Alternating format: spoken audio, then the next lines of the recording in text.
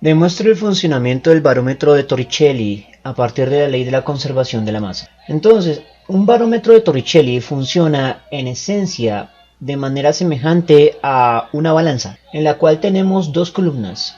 Una columna de un líquido muy denso que contiene mucha materia, que será mercurio, y una columna de gas muy dispersa, que es el aire. La diferencia es que el aire, la columna de aire es mucho más extensa, pues parte desde el punto de contacto con la superficie del mercurio hasta el final de la atmósfera. El punto es que la masa de ambas columnas va a ser la misma, lo cual provoca que a final de cuentas se llegue a un punto de equilibrio en el movimiento. Así que vamos a comenzar escribiendo la ley de la conservación de la masa. Para este caso, y dado que tenemos dos sustancias, pues va a ser que la suma total de las masas de la sustancia 1 va a ser igual a la suma total de las masas de la sustancia 2. Y en este punto comenzamos a agregar constantes multiplicándolas a ambos lados de la ecuación. La primera constante evidentemente va a ser la aceleración gravitacional, ya que tanto la columna del mercurio como la columna de aire están siendo atraídas hacia el centro de la Tierra. Vamos a simbolizar la aceleración gravitacional con A sub g, porque recuerden que la aceleración gravitacional es una aceleración y no una fuerza. Sin embargo, cuando multiplicamos aceleración por masa, obtenemos lo que se denomina como la segunda ley de Newton. Eso significa que el producto masa por aceleración tiene un nuevo nombre y es la fuerza. En este caso, la fuerza peso, cuyo símbolo es F sub g o fuerza debido a la gravedad. Ahora, esto también tiene sentido con el modelo del barómetro de Torricelli, pues ninguna de las dos columnas debe moverse en el momento en que hacemos la lectura. Y eso sucede cuando las dos fuerzas son iguales, no hay movimiento. Ahora lo que vamos a hacer es dividir a ambos lados entre un área constante por el momento. Y si dividimos una fuerza entre un área, obtenemos una nueva magnitud, la presión. Ahora debemos fijar cuál es el punto de equilibrio donde las dos presiones se enfrentan y anulan. Para nuestro barómetro, que es el barómetro de Torricelli, será la base, donde la columna de aire choca contra la columna de mercurio. En este caso asumiremos que no hay gas en la parte de la columna de mercurio. Esta presunción se realiza por el propio diseño experimental, ya que lo primero que se hace es llenar el tubo completo con mercurio hasta que rebose y luego se invierte en un plato de mercurio. La idea es que el mercurio ejerce una mayor presión que la atmósfera, disminuyendo su nivel hasta llegar al punto de equilibrio, que es donde realizamos la medición.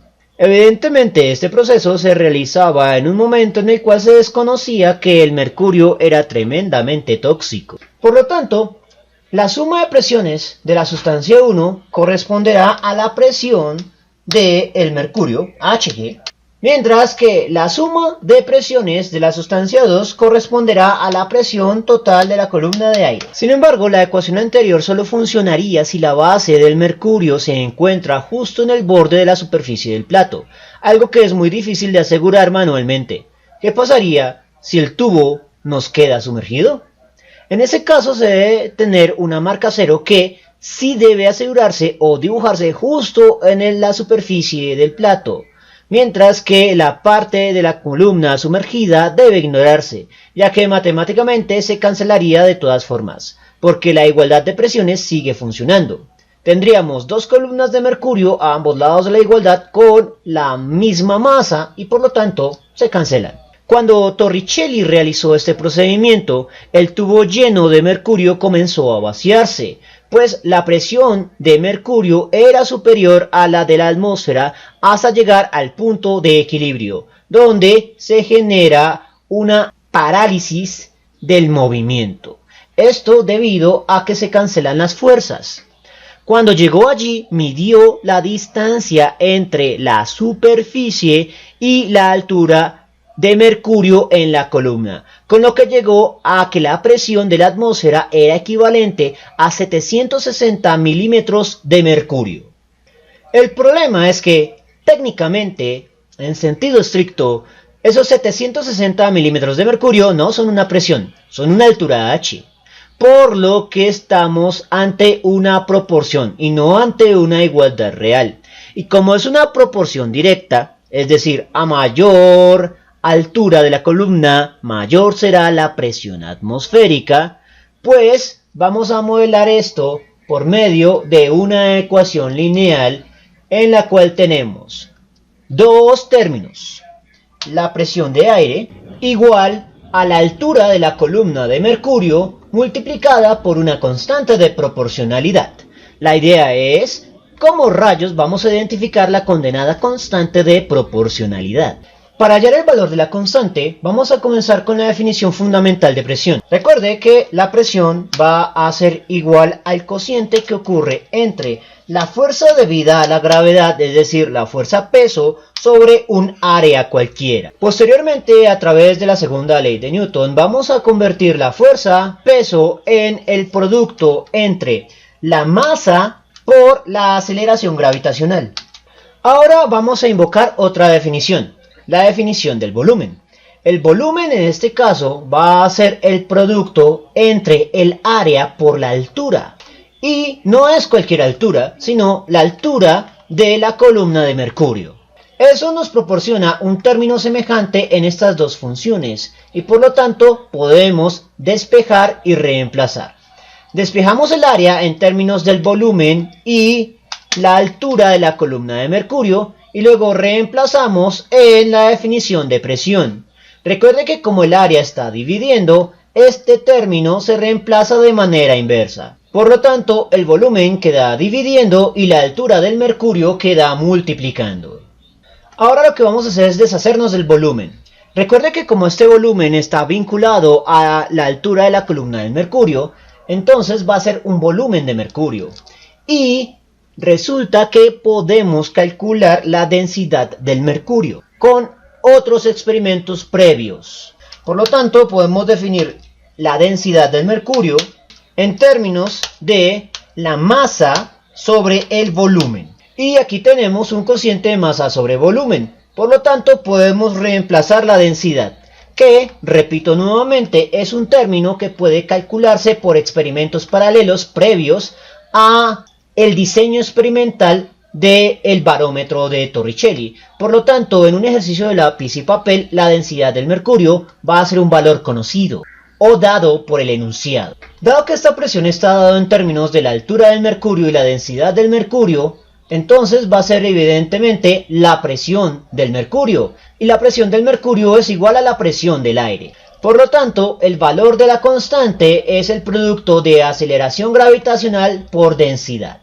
Esta expresión es importante ya que nos permite plantear no solo que una atmósfera estándar equivale a 760 milímetros de mercurio, sino que también podemos calcular su equivalente en unidades fundamentales del Sistema Internacional de Unidades. La densidad del mercurio puede medirse con experimentos diferentes usando la definición de densidad, aunque esta es la parte más sensible del cálculo, pues el valor varía dependiendo del nivel de significancia o precisión del experimento de la determinación de la densidad. Así, dependiendo de la fuente, podemos tener valores de densidad como 13.534 kilogramos sobre metro cúbico, 13.500 kilogramos sobre metro cúbico, 13.600 kilogramos sobre metro cúbico, 13.593 kilogramos sobre metro cúbico. Pero el valor que elegimos para esta presentación es 13.596 kilogramos sobre metro cúbico. Además, conocemos la aceleración gravitacional a nivel del mar, que estableceremos como 9.80665 metros sobre segundo cuadrado, por lo que tenemos todos los términos necesarios para determinar la presión atmosférica en unidades del sistema internacional. Así que comenzamos a reemplazar. Aceleración gravitacional, la altura del barómetro, 760 milímetros, la densidad del mercurio, 13.596 kilogramo sobre metro cúbico. Convertimos mili a milímetros a metros, reemplazando mili por lo que vale en términos de una potencia base 10, que es 10 a la menos 3. Y realizamos el análisis dimensional. Metro por metro es igual a metro al cuadrado, lo cual me cancela la potencia en el metro cúbico. Por lo tanto, tenemos dividiendo metros. Kilogramo no se cancela con nadie, así que continúa multiplicando. Y segundo al cuadrado no se cancela con nadie, así que continúa dividiendo. Por lo tanto, las unidades de la presión en el Sistema Internacional de Unidades es kilogramo sobre metro segundo al cuadrado. Y operamos aritméticamente los términos que quedan. 9.80665 por 760 por inverso log a la menos 3. Muevo a la derecha por 13.596. El resultado es 101.331 kilogramo metro sobre segundo al cuadrado, lo cual es una aproximación muy buena al valor real, que es 101.325 kilogramo metro sobre segundo al cuadrado. Sin embargo, kilogramo metro sobre segundo al cuadrado resultaría ser una unidad muy engorrosa de trabajar. Por eso, estas unidades fundamentales se fusionan en la unidad derivada denominada el pascal. Por lo tanto, el pascal va a ser igual a kilogramo sobre metro segundo al cuadrado. Y a su vez, todas estas presiones, 760 milímetros de mercurio, 101.325 pascales, va a ser igual a una atmósfera estándar. Bien, eso fue todo por el momento. En la descripción del video dejaré enlaces a más ejercicios de química general, así como enlaces a los fundamentos teóricos de estos conceptos. Si les gustó el video, no olviden suscribirse, darle like y especialmente compartirlo. Eso mantiene vivo a este canal y nos vemos en una próxima oportunidad.